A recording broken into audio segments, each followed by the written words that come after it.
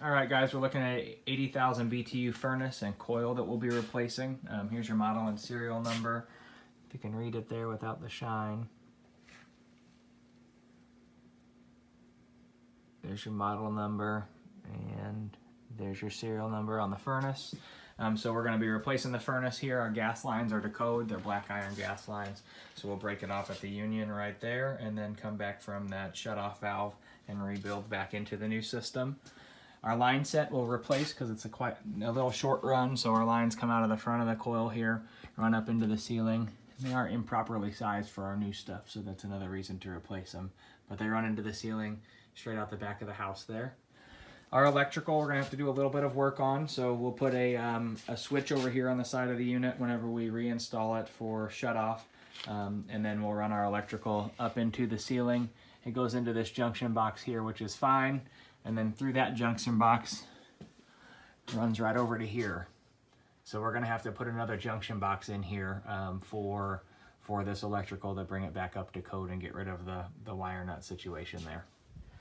Our flue pipe comes out of the top of the unit, comes over here, attaches to the T at the bottom of the or next to the water heater, and then runs straight up through the ceiling. I'm going to check to see if there's any brick or anything like that in the chimney, but I believe it's galvanized all the way up through the roof, so chances are no flue liner. But we'll rebuild from the T right here back down to the unit with new flue pipe.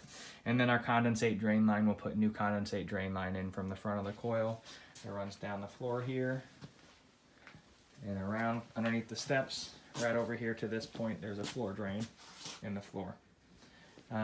Our access is straight up the stairs. There's a door there that you can get to the driveway from, so you'll bring the new equipment down the steps.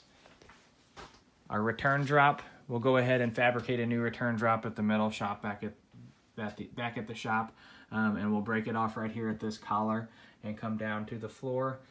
And then we'll put a new 25-inch April Air media filter in, so she's only got to change her filter out one time a year. Let's see here.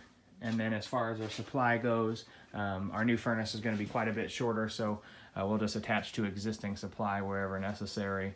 And that should be everything down here. The next video will be of the breaker panel.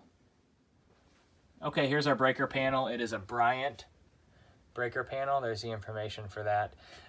It's labeled, but I believe it's labeled incorrectly. We do have a double pull 20 amp break, well, two 20 amp, three 20 amp breakers up here that are both labeled air conditioning. I don't believe that's correct.